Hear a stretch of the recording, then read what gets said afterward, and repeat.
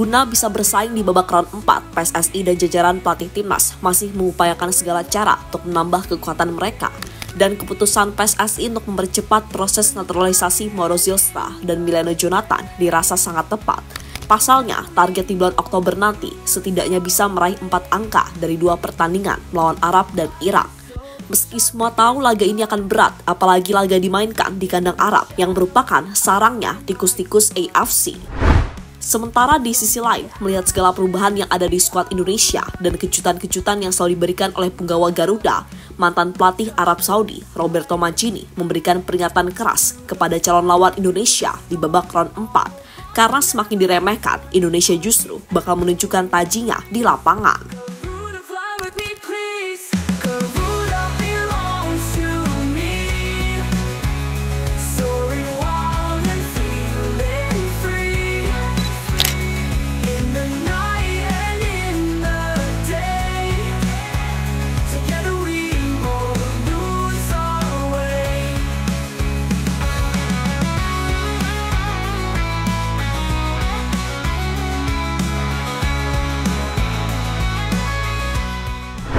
Ya, di tengah hiruk-pikuk sepak bola Asia yang selama ini didominasi para raksasa benua kuning, sebuah cerita epik sedang terukir dengan tinta merah putih.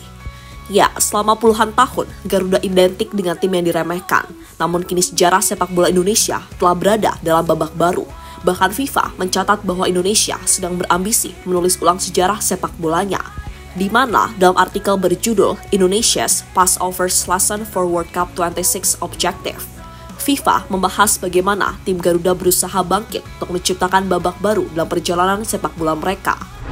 Timnas Indonesia yang dulu sering menjadi bahan tertawaan, tim hahaha yang kerap kalah telak dan dianggap sebagai pelengkap jadwal, kini perlahan bangkit bagai burung phoenix yang siap menerkam mangsanya. Bayangin aja, dari posisi underdog yang nyaris tak dihitung, Garuda kini menjadi penantang serius untuk tiket Piala Dunia 2026. Ya, sejatinya prestasi membanggakan itu juga sudah terlihat, yang mana itu dibuktikan dari kenaikan ranking FIFA yang begitu pesat. Dari posisi terendah yaitu 191 pada 2016, kini Indonesia sudah menanjak hingga ke peringkat 118 dunia. Bahkan Indonesia kini masih punya peluang besar untuk mewujudkan mimpi bermain di panggung dunia. Jelas ini bukan mimpi tapi ini realitas yang membuat seluruh benua Asia, bahkan dunia berguncang penuh keheranan.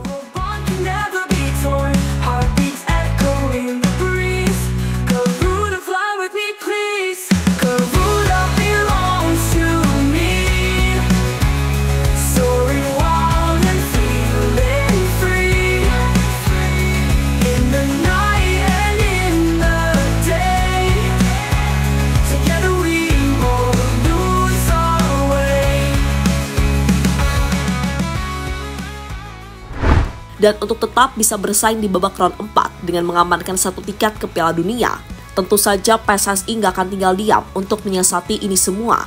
Kalau urusan non-teknis sepertinya nggak ada masalah, namun yang bikin deg-degan, apakah di bulan Oktober nanti kita bisa main dengan skuad yang lebih bagus?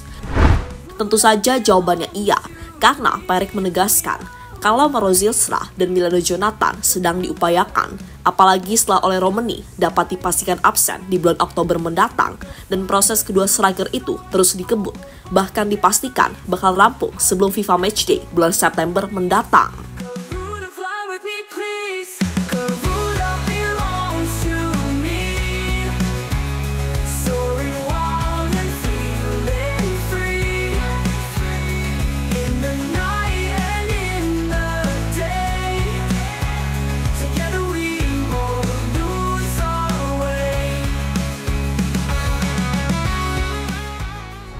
Erick Thohir berhasil merubah tatanan sepak bola dunia.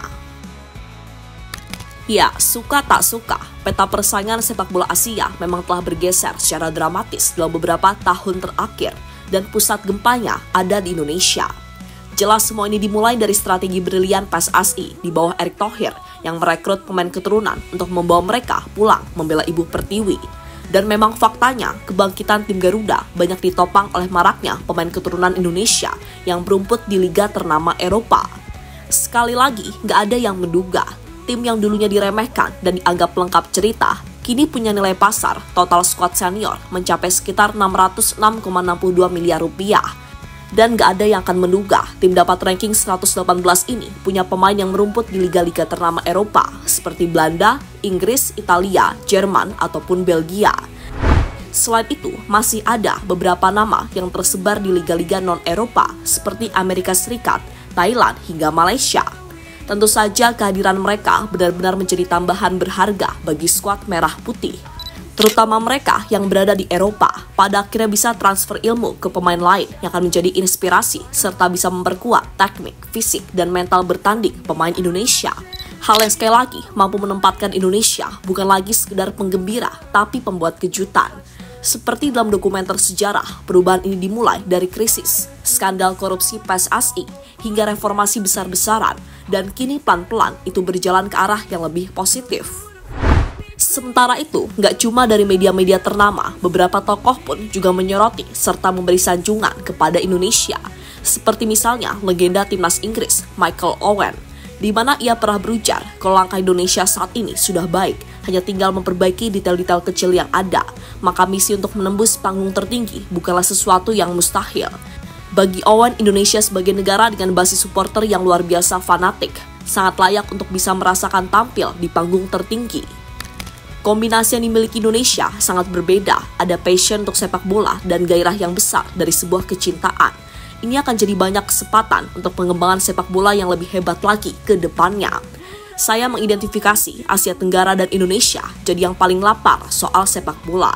Tentu saja itu jadi sesuatu yang sangat positif, ucap Owen dikutip dari goal.com.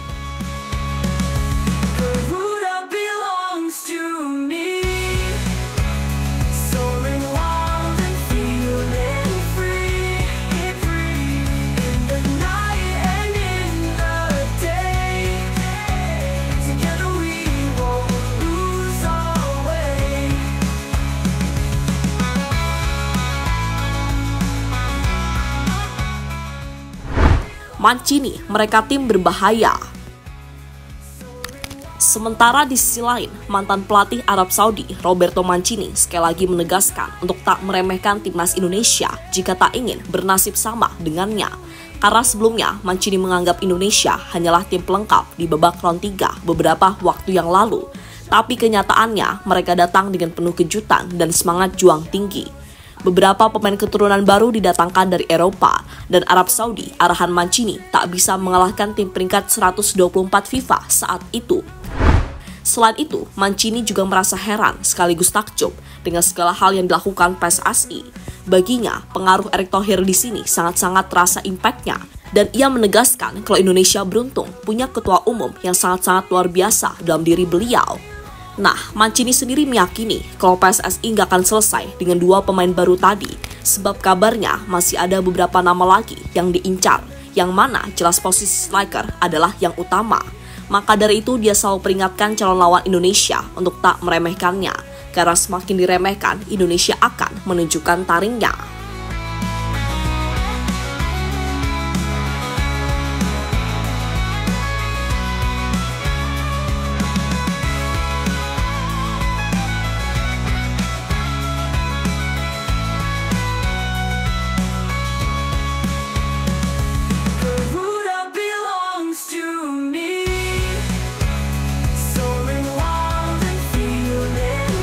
Dan sekali lagi, jika proses Mauro Zistra dan Mileno Jonathan tepat waktu yang sudah ditentukan, tentu akan melengkapi puzzle-puzzle skuad Garuda saat ini.